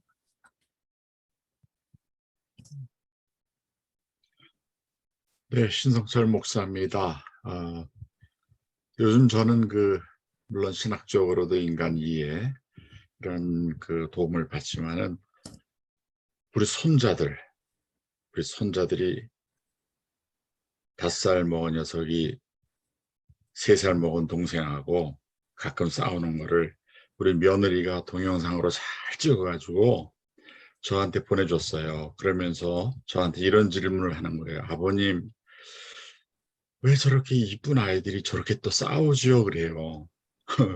그래서 이제 이거 성결론을 이제 며느리한테 이제 가르쳐야 된다 그러는데 자꾸만 이렇게 시간이 늦어지는데 저도 참 두 아이들이 고함치고 싸우는 모습, 그냥 보통 싸우는 게 아니에요. 애들처럼 싸우는 게 아니라 진짜 우크라이나 전쟁처럼 싸워요. 아주 정말 그 자리에 이렇게 동영상을 보고 있으면 저게 바로 우리 인간의 신면목이다.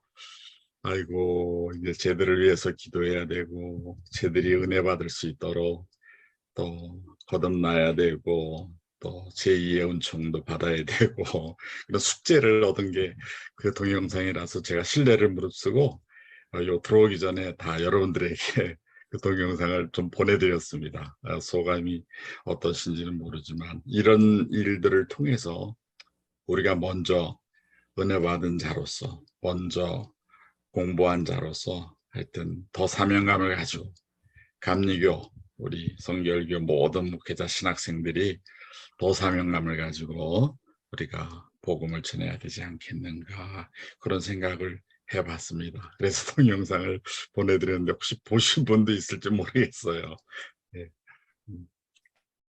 감사합니다. 제가 잊어버리기 전에 좀 저도 한 말씀을 올리자면, 지금 이제 조영남 총장님도 결국은 정리를 잘 해주셨고, 웨슬리 인간론이 그래서 뭐라는 거야. 한마디로, 우리 한마디로 하는 걸 좋아하잖아요. 정리가 돼야 되고 하는데, 그런 게 아닌가 싶어요. 결국은 인간에 대한 낙관적인 견해인 것이다. 은혜 안에서. 네. 그래서 그걸 구체적으로 다른 말로 표현하면은 우리는 누구도 포기하지 않는다. 어떤 인간, 나 자신을 포함해서. 그게 웨슬리가 가지고 있는 세계에 대해서도 마찬가지예요. 사실 손보호 교수님 이렇게 참 사회 변혁을 위해서 뛰시고 윤리 실천을 위해서 참 평생 해오신 분도 계시지만 또 그분의 박사 논문 내용을 보면은 비관적인 예언자라고 그러더라고요. 예레미야 같이. 그래서 그렇게 사실은 은총을 얘기하지만 종교개혁자들이 말하는 은총, 또 혹은 칼빈주의자들이 말하는 은총은 하나님의 주권적인 은총이고, 그죠? 인간에 대한 근본적인 부정적이고 그런 인간관을 견지하고 있기 때문에 인간은 절대적으로 이제 안 된다. 우리 안에 희망이 없다는 것이기 때문에 그런 점에서 굉장히 인간에 대해서 비관적이고 또 실제로 선택받지 못한 유기되어진 인간들에 대해서 아무런 소망도 제시할 수 없는 그런 상황이기 때문에 거기에 비교해 본다면 웨슬리 인간관이 결국 뭐라는 거냐라고 했을 때는 인간의 부패성을 인정하면서도 궁극적으로는 은혜 안에서 인간에 대한 낙관적인 견해. 모든 사람이 구원받을 수도 있다라고 하는 그죠. 유니버설리 만인 구원론은 아니지만 그리고 우리가 포기할 이유가 없다라고 하는 지금 그게 아마 신성철 목사님 말씀하신 우리가 이 성결의 복음을 전해야 된다. 인간관. 이 3살, 5살짜리도 죄성을 갖고 있고 싸우고 하지만 그러나 우리가 하나님의 은혜 안에 들어가고 예수 그리스도를 제대로 알게 된다면 성령의 능력으로 우리가 이 모든 것을 극복할 수 있다라고 하는 것이 아닌가 그런 생각이 들고 이것이야말로 기독교가 제시할 수 있는 타종교인들에게도 정말 제시할 수 있는 것이 아닌가 하는 생각이 들고 차별화 포인트가 아닌가 특성화 기독교 특성화가 아닌가 하는 생각이 들고요. 지난번에 제가 전도하러 이태원에 갔다가 우리 영어 예배할 때 이슬람 선교사님을 만났어요. 영국에서 오신 분인데 말을 너무 잘하고 제가 거의 전도 당할 뻔했거든요. 그 맥도날드에 앉아서 얘기하는데 너무 말을 잘하고 기독교의 뭐 장단점 다 얘기하고 뭐 예를 들면은 자기는 예수는 정말 좋아하는데 사도 바울이 너무 싫다. 사도 바울은 예수의 가르침을 왜곡시켰다. 이런 식의 공격부터 시작해서 어? 왜 예수님의 말씀이 기록되는데 시간이 그렇게 걸렸냐. 그렇기 때문에 성경은 뭐 이렇게 모호하지 않다. 바로 기록되어야지. 뭐 이래가면서 뭐 아마 신학교 나오신 분인 것 같아. 내가 할 말이 없어가지고 거의 전도 당할 뻔하다가 이제 헤어지면서 제가 한마디 이렇게 얘기했어요. 혹시 레미제라블을 읽어봤냐? 네, 레미제라블 읽어봤냐? 많이 읽어봤대. 한번 읽어봐라. 왜 그 얘기를 하냐면 그 기독교가 믿는 거는 바로 은혜, 그레이스라는 것이다. 장발장은 많은 사고를 쳤고 범죄했지만 그러나 그를 믿어준 사람 때문에 그를 신뢰하고 믿어준 사람 때문에 결국 변화되는 그런 내용으로 알고 있다. 그레이스 그런 얘기 했는데 그러니까 좀 뭔가를 느끼고 생각할 수 있는 그런 것인데 아마 아까 지금 우리 논찬하신 김 박사님 말씀하셨고 조 총장님 말씀하셨지만 진짜 기독교가 은혜의 종교다. 하나님의 은혜를 제대로 얘기한 것이 웨슬리고 그렇기 때문에 웨슬리 인간론은 은혜 안에서 No one left behind. 예, 아무도 버려두지 않는다. 포기할 수 없다. 그것이 아마 웨슬리 인간관이 아닌가. 그렇게 요약하면 말이 될까요? 김영태 박사님? 최고십니다. 너무 요약 잘해서 감사합니다. 그래서 일단 아유, 감사합니다. 그거를 이제 함축적인 경구로 이제 그 요약한 게 바로 이제 지금 김성 교수님 하신 말씀을 요약하자면 본성의 비관론, 은총의 낙관론이라고 그렇게 이제 많이들 이야기를 하죠. 예, 그렇습니다. 왜냐하면 실제로 우리 성결교회 목회자들 가운데서도 뭐 목회자들뿐만 아니라 우리 모두가 우리 삶에 대해서 비관할 수 있는 진짜 이유들이 너무 많거든요. 실제로 우리가 성도님들, 장로님들 뭐 이렇게 서로 스트럭을 막 다투다 보면은 씨름하다 보면은 저 사람은 안 되겠다.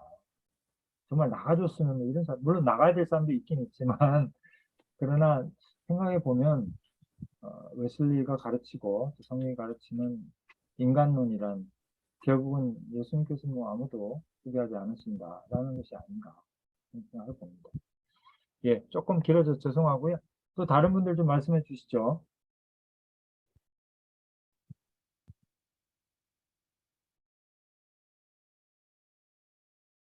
우리 강순남 목사님, 정말 오랜만이네요. 반갑습니다. 예, 인사말 겸 좀 말씀 좀 하시면 좋을 것 같아요. 저는 요즘 정말 이렇게 또 코로나가 다시 시작되고 이렇게 해서 분위기가 그렇지만 오늘 이렇게 또 무더위에 조정남 명예총장님 또 귀한 논찬 듣고 또 이렇게 들으면서 저는 이제 저희 부모님이 제가 40년 기도해서 두 분 다 저한테 세례 받고 아버님은 한 4년 전에 소천하시고 어머니는 정말 눈물로 이렇게 기도하시는 분으로 바뀌셨거든요. 그리고 어머니가 제 임신하고 입덧을 해서 그때 당시에 너무 힘드셔서 담배를 피우셨는데 50년 피우셨어요. 그리고 하루아침에 끊으셨어요. 제가 얼마나 기도를 했겠습니까? 저 때문에 그렇게 되셨으니까. 그러니까 아마 신성철 목사님께서도 지금 고민이 많으시겠지만 저는 정말 믿지 않는 가정에서 저희 정말 제가 시골에서 신앙생활을 혼자 하면서 지금까지 이렇게 신학의 길을 걸어왔지만 제가 아는 거는 정말 우리 인생은 본성으로서는 정말 비관할 수밖에 없는 존재이지만 하나님은 누구나 다 구원하기를 원하시고 또 최근에 진용 오빠가 그 한경 미아원의 새벽에 일하다가 술 먹은 알코올 먹은 아가씨 때문에 그 자리에서 즉사하면서 제가 느낀 건 우리가 할 수 있는 시간은 참으로 저는 부모님은 이제 금방 구원 받았으니까 그게 안주하고 있을 때 오빠는 정말 형제들은 아직까지 시간이 남았다고 생각을 하고 조금 덜 생각하고 기도는 하고 있었지만 지금 제가 제일 미안한 게 오빠한테 제대로 구원의 제시를 못한 게 복음의 제시를 못한 게 너무 미안하거든요. 그래서 우리는 제가 어제 아이들한테 설교한 게 베데스다 연못에 기다린 38년 된 환자 예수님께서 그는 정말 물이 베데스다 연못이 출렁일 때를 기다리고 주의를 아마 자기를 던져주지 못한 그 사람을 불평하고 있을 때 예수님이 찾아오신 것처럼 아무도 포기하지 아니하시는 예수님 항상 성전에서 그렇게 오고 가는 많은 사람들보다 그곳에 조용히 묵묵히 누워있는 그 환자를 찾아오신 예수님. 그래서 아마 우리 성결인들도 결국은 우리가 있는 각자에서 지금도 어찌할지 몰라서 누워있는 이들을 향해서 마음을 열고 우리에게 찾아와 주신 그 주님을 또다시 우리가 누린 그 선행의 은총을 전하기 위해서 이곳에 있지 않은가. 그것이 우리가 원하든 원치 않든 우리의 부족한 모습이든 그 손주분들의 모습보다 저는 사춘기 두 딸을 겪으면서 너무 힘들었거든요. 지금도 많이 힘들고요. 그렇지만 끝까지 우리가 그들을 위해 눈물로 중보하면서 주님이 찾아와 주시기를 기다리는 그것이 또 오늘의 우리의 은혜가 아닐까 싶습니다. 끝입니다. 아유, 감사합니다. 이렇게 또 목회자들 이렇게 은혜로운 말씀을 주셔서 참 도전도 되고 감사드리고요. 예, 또 다른 분들도 말씀 주시죠. 신학생들. 저희가 질문 하나 드려도 되겠습니까? 아, 예, 안녕하세요. 반갑습니다. 우리 네. 강병관 목사님이시네요. 네. 네네. 예. 잠깐 소개 좀 해주시죠. 서울신대 86학번이고요. 예. 충북 지방의 충주 헌누리교회에서 담임으로 목회하고 있습니다. 네. 개척해서 24년 됐습니다. 아유, 반갑습니다, 목사님. 네. 오늘 웨슬레 인간노음 들으면서 그 선행적 은총 그리고 그 선행적 은총 안에서 인간의 응답의 책임 두 가지의 주제를 양쪽에 두고 이걸 웨슬레가 선행적 은총으로 이렇게 변증법적으로 잘 통합을 시켜낸 장점을 잘 들었고요. 마지막에 교수님이 그래서 웨슬레의 인간론은 하나님이 모든 사람을 포기하지 않는다. 선행적 은총에 의하면. 근데 만일에 제가 개혁주의 신학책 읽으면서 거기서 웨슬레 신학에 대한 여러 가지 코멘트가 나와 있었는데요. 만일에 선행적 은총을 베풀었고 모든 사람들이 구원의 대상이라면 그 구원받는 사람과 받지 못하는 사람과의 차이, 인간의 책임을 수행한 사람과 수행하지 못한 사람의 차이는 왜 생기는가? 두 번째로 그 인간의 하나님의 은총에 대한 인간의 책임의 지속성이 과연 인간에게 담보될 수 있는가?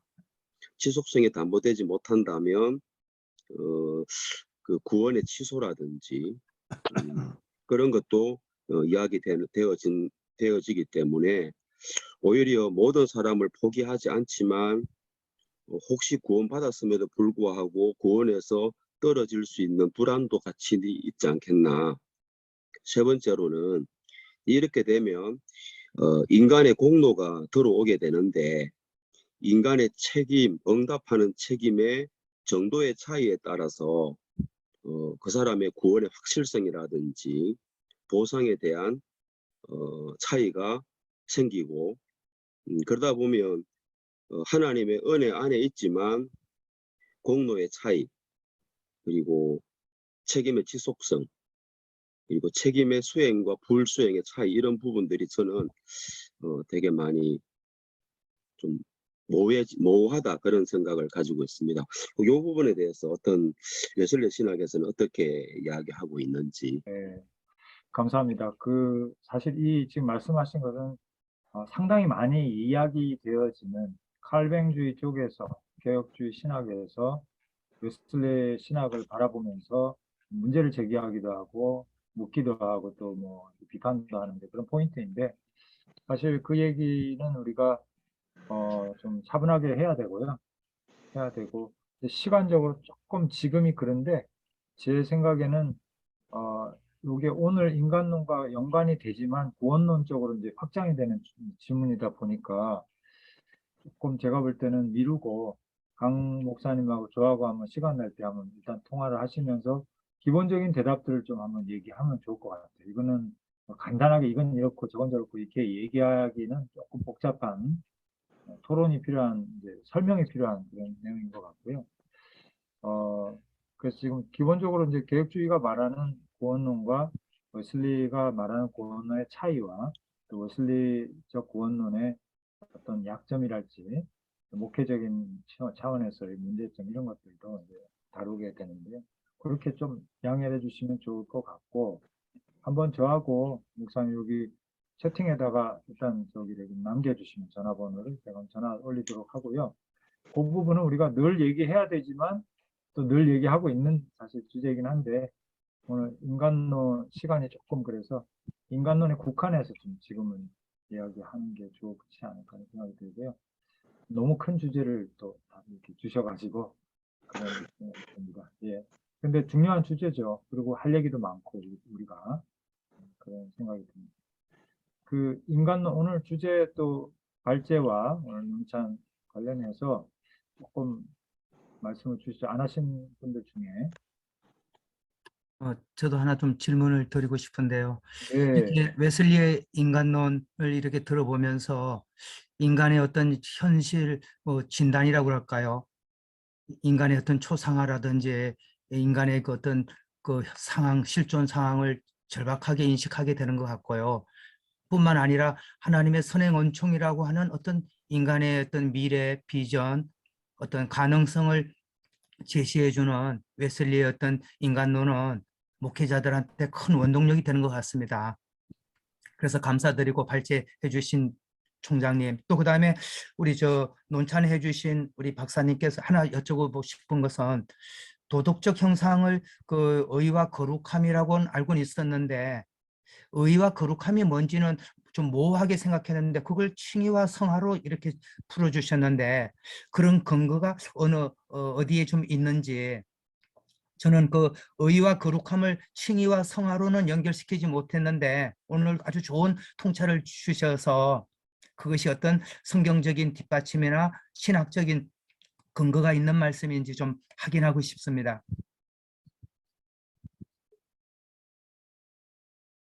네. 마이크 키시고 김 박사님 말씀 좀 해주시죠. 예, 예.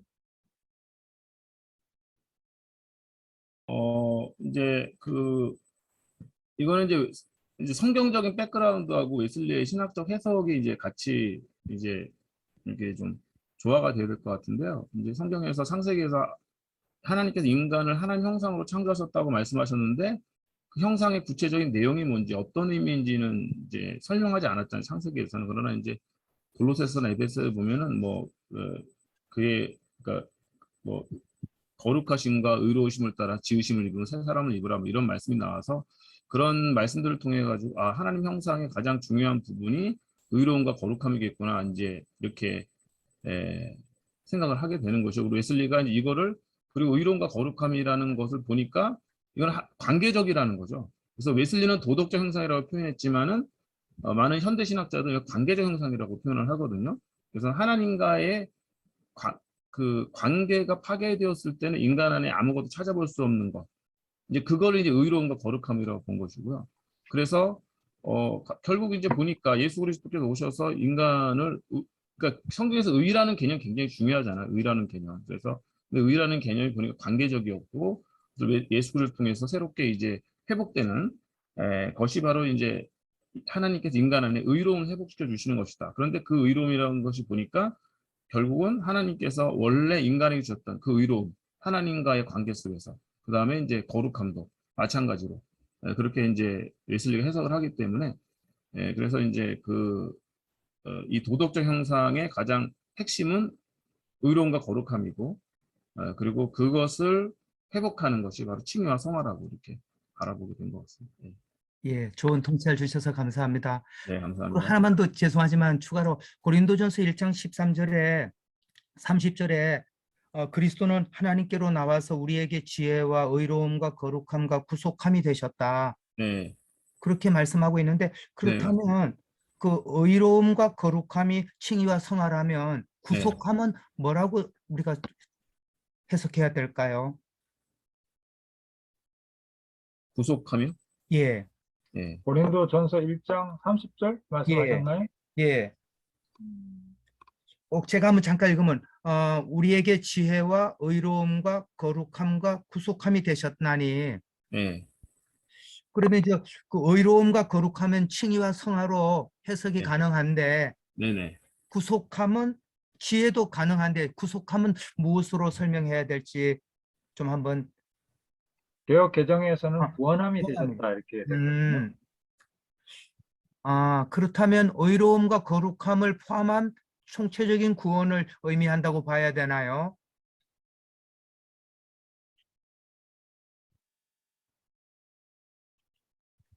이것이 뭐 이렇게 신학적인 개념으로 딱 나누어 가지고 분류해서 말씀했다라기보다는 연관되는 하나님 주 안에 있는 구원, 은혜, 주께서 주시는 것들을 이렇게 몇 가지로 요약해서 말씀하신 게 아닌가 싶어요. 그래서 근데 거룩함과 이제 우리 구원은 목사님의 질문이 굉장히 흥미로운 게, 여기 이제 의로움과 거룩함이라는 개념이 나와서 이제 웨슬리의 도덕적 형상에서 이제 의로움과 거룩함이 칭의와 성화라는 이제 개념으로 딱 떨어지는데, 이제 구원함이라는 주제가 별개로 이제 등장을 하니까 이거는 어떤 카테고리로 과연 분류를 하면 좋을까 하는 그런 되게 좋으신 질문인 것 같습니다. 그래서 연구해 볼 만한 그 본문인 것 같고요. 그래서 이제 이게 이제 하나하나가 이제 그리스도께서 우리의 무엇이 되어 주셨는가 하는 그러한 이제 의미도 되는 것 같고, 말씀하신 대로 이제 칭의와 성화를 포함한 총체적인 의미에서의 우리의 구원자 되신 또 그리스도를 의미한다고 볼 수 있을 것 같습니다. 네. 제가 좋은 통찰이신 것 같습니다. 예, 제가- 강 목사님. 네, 그 로이드 존스의 교리 강의 3권 거기에 나오는 부분에서 이걸 하나님, 그러니까 그거는 개혁주의 칼빈 신학이니까 칭의와 성화와 영화까지를 담보하는 구원의 완전성을 이미 예수 그리스도께서 다 우리에게 담보해 주셨다. 그래서 이게 이제 선택과 부르심과 주권 안에서의 구원의 완전성, 그래서 성도의 구원의 확신성으로 연결시키더라고요. 그래서 구원이 영화까지도 담보하셨다. 그렇게 해석을 하는 걸 제가 읽은 적이 있고, 웨슬리 신학에서는 이 부분이 좀 많이 들으면 좀 다른 것 같아서, 여기에는 인간의 책임이 되게 강조가 되니까, 저번에 장기영 교수님이 오셔서 한번 양대산맥 강의하실 때에 또 칼빈 신학에서 강조가 주권 안에 있는 성도의 구원의 확신성인데, 이제 웨슬리 신학에서는 칭의와 성화가 좀 분리된다는 느낌이 들고, 그래서 죄 사함 받았지만, 죄책에서 사함 받았지만 성화는 성도가 성령을 받아서 책임성 있게 이루어가야 된다. 만일에 그게 되지 않으면 여러 가지 이론이 있지만 구원받지 못한 증거일 수도 있지만 구원에 떨어질 수 있는 가능성도 이야기를 하신 것 같아서, 그런 면에서 은총을 강조한다고 하는데 은총의 범위는 강조를 하는데 은총의 완전성과 지속성에 대해서는 오히려 칼빈 신학이 더 확신을 주지 않나, 저는 그런 생각이 들어서. 그러니까 거기에 대해서 목사님 하나만 말씀을 드리면, 네, 웨슬리가 성화를 얘기할 때 웨슬리가 강조한 성화는 우리 인간이 이거 해야 되고 저거 해야 되고가 절대 아니고, 하나님께서 그 성화의 은혜를 우리에게 주신다는 것이고, 그래서 그 은혜 안에서 우리가 또한 회복되어서 그 하나님의 하시는 역사에 참여할 수 있게 된다는 것이니까, 웨슬리 신학에서 또 웨슬리가 설교에서 강조하는 인간의 순종이나 노력, 선행 이런 것들에 대해서 한번 설교를 읽어보시고 보시면 좋을 것 같고요. 이것이 딱, 그러니까 다시 말하면 칼뱅주의는 인간과 그 하나님을 존재론적으로 말하자면 구별해요. 그죠? 하나님은 하나님이고 인간은 인간일 뿐인 거거든요. 그러나 웨슬레 신학에 들어가면 그게 아니고 하나님께서 우리 안에서 우리와 하나님과 아버지의 관계가 강조돼요. 군주와 이런 관계가 아니고 칼뱅주의처럼. 그리고 하나님의 구원의 역사는 우리 안에서 우리를 위해서 일어나는 역사고 그 성경 구절에도 나오는 것처럼 우리 안에서 소원을 두고 행하게 하시고 우리 안에서 역사하시는 이 그 역사를 따라서 우리도 회복되어서 거기에 참여하게 되는 특권을 갖게 되고 또 하나님의 그 선택이라는 것이 작정이라고 하는 것이 디크리 중에 하나가 뭐냐면 칼뱅주의자들이 보지 못하는 디크리가 있어요. 하나님의 작정이 뭐냐면 인간을 회복시키시고 인간을 통해서 하나님의 그 귀한 구원의 사역을 이어가신다는 그 섭리와 작정 안에서 우리가 오늘 또 이렇게 목사니 뭐 교수니 이러고 하고 있는 거거든요. 그러니까 우리가 존재론적으로 이거를 구별시키는 16세기의 세계관을 가지고 하나님 이해를 가지고 이 성경을 보면 답이 그렇게밖에 안 나와요. 그러나 웨슬리는 벌써 18세기에 또 체험주의적인 것들이 또 주관적인 하나님의 역사하심에 대한 깊은 이해가 있었기 때문에 좀 더 다른 하나님과 인간의 관계가 다르기 때문에 하나님이 100% 하는데 인간이 할 수 있다라는 게 무슨 말일까? 이런 식의 either or, 그죠? 하나님이 100% 하시는데 인간이 과연 이 죄인이 뭘 할 수 있을까? 이렇게 얘기하는 것은 굉장히 기계론적이고 논리적인 것이고, 그러나 성경의 가르침은 그것을 넘어서는 것이죠. 그런 점에서 우리가 조금 더 성서적으로 하나님의 전능하심이나 주권을 이해할 필요가 있고, 하나님의 작정하심이 과연 일방적인 그런 주권적인 역사라는 것이 그런 것인가에 대한 재고가 필요하고, 우리가 성경을 어떤 당대의 시대적인 정신 안에서 논리적으로만 읽어내는 것이 아니라 성경을 좀 더 성경 안에서 얘기하고자 하는 것을 우리가 읽어낼 수 있으면 좋겠고, 그 점에서 웨슬리가 성경을 잘 읽어냈다. 하나님의 역사하심이 있고 믿음 자체도 하나님이 주시는 거잖아요.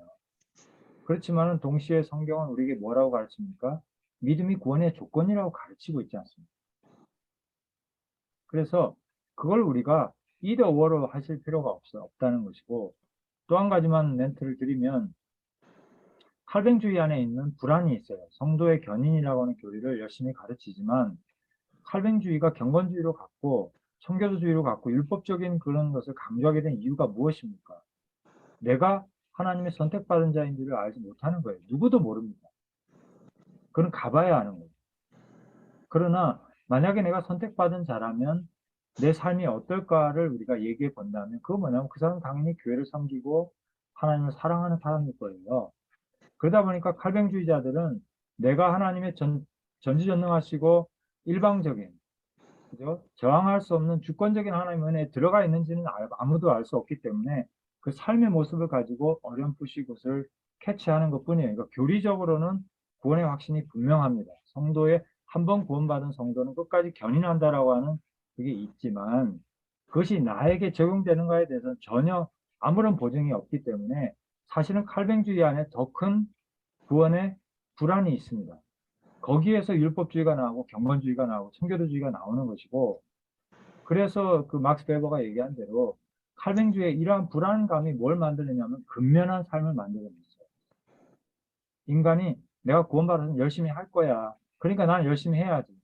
이렇게 돼서 자본주의의 어떤 원동력이 되는 열심히 일하는 직업 소명서 이런 것들이 나오는데 거기에는 근본적인 불안이 있다는 거예요. 하나님의 절대적 주권에 달린 것이고 우리에게는 아무런 보증이 없는 것이거든요. 그래서 흔히들 이제 우리가 칼뱅주의 책만 자꾸 읽다 보면은 또 그쪽에 또 성경에 또 근거도 있고 하지만 그러나 웨슬리 입장에서 또 성경을 볼 때 성경 자체의 증거를 볼 때 분명히 믿음에 대한 파선을 경고하고 있고 어디에도 우리가 100% 나는 천국에 합격했어라고 하는 보증은 없는 겁니다. 그러나 그리스도 안에 있다고 말씀했고 믿는 자에게 하나님의 자녀가 되는 권세를 주셨다라고 말씀했기 때문에 오히려 죄송한 말이지만 웨슬레안들은 내가 구원받은 줄 알아요. 구원의 확신을 얘기할 수가 있습니다. 성령께서 우리 영과 더불어 그것을 증거해 주시고 내가 그리스도를 신뢰하고 사랑하고 또 의지하고 그분의 중보를 의지하고 있기 때문에 그렇게 하는 한은 하나님께서 주셨다라는 말씀의 약속을 믿고 있기 때문에 우리는 사실은 구원의 확신을 얘기할 수 있고요. 우리 죄송한 얘기지만 칼뱅주의 안에서는 그 누구도 어느 목사님도 어떤 성도도 나의 구원에 대한 확신을 얘기할 수는 사실은 없어요. 그건 하나님이 하시는 거예요. 죽어봐야 아는 겁니다. 말하자면. 그런 면에서 우리가 웨슬레 입장에서 좀 할 얘기들이 많이 있어요. 그래서 그런 부분은 그러나 뭐 우리 목사님이 또 조금 더 마음을 열고 이렇게 성경을 묵상하시고 또 연구하시고 웨슬레적인 그런 책들도 좀 읽어보시는 것이 균형이 될 것 같고요. 네, 그렇게 해서 조금 길어졌는데 진지하게 또 그런 질문을 가지고 들어오셔서 계속 질문하셔가지고 일단 기본적으로 좀 말씀드렸고요. 네. 교수님, 네. 시간은 지났는데 요 참고로만 말씀드리겠습니다. 오늘 고린도전서 요거 의와 거룩함, 구속함에 대해서 통찰을 좀 나눠주셔서 저도 생각해 봤는데 여기 웨슬리 신약 성경 주석에 보니까 이거를 이렇게 구속을 표현하고 있네요. 모든 악으로부터 완전히 구출이다. 그렇다면 이것이 완전이 아닐까? 그렇게 해석해도 웨슬리 신학으로서 예. 우리가 성경을 바르게 볼 수 있는 안목이 열려지는 것은 아닐까 한번 이렇게 질문해 보고 싶은 생각이 들었습니다. 근데 이제 우리가 주의할 것은 성경의 특정 구절에서 그것을 우리가 지금 세워놓은 교리하고 일치시켜서 풀어내는 것은 무리한 것이고요.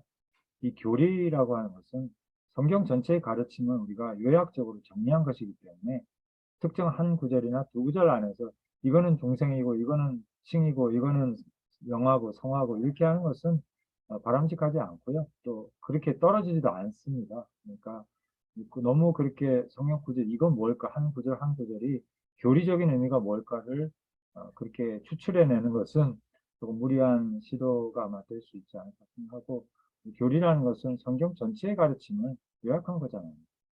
그러니까 수많은 구절들을 연구하면서 또 종합하면서 정리하면서 하는 것이기 때문에 그런 부분에서는 너무 고린도전서 1장 30절의 말씀이 교리적 함의가 뭐냐 요거를 똑 떨어지는 답을 찾는 것은 제가 볼 때는 어렵다라고 생각되고 예 그러면 오늘 12시 이제 정해진 시간이 끝났고요. 인간론에 대해서 정말 중요한 이제 포인트들 잡아주셔서 감사하고 바라기는 우리 김영택 박사님께서 다음에 오셔서 본인 얘기를 좀 본인이 정리하신 웨슬리 인간관을 한 번 정도 더 해주시면 우리가 정말 큰 도움이 될 것 같다는 생각이 듭니다. 예, 수고 많으셨고 맛있게 점심 드시고 예, 나이가 저도 들어보니까 먹는 게 굉장히 중요하다는 걸 새삼 깨닫게 되는데 여러분 잘 드시고 환절기에 건강 조심하시기 바라고요. 우리 마지막으로 마침 기도를 우리 신성철 목사님 한번 부탁드리겠습니다. 하나님 감사합니다. 이 무더운 계절에 이 좋은 모임을 허락해 주신 하나님 감사합니다.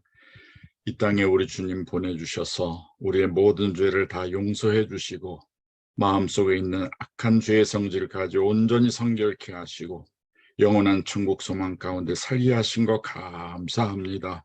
이 귀한 복음을 우리의 새 남은 삶을 통하여 더 열심히 증거하는 참된 웨슬레안이 될 수 있도록 축복해 주시옵소서. 특별히 우리 고령이신 우리 총장님에게 더욱 강건함으로 함께 하셔서 많은 우리 후배들에게 웨슬레를 통한 온전한 기독자 완전의 복음의 기둥으로 빛을 더욱 환하게 밝히시는 놀라운 기적의 역사가 있게 도와 주시옵소서.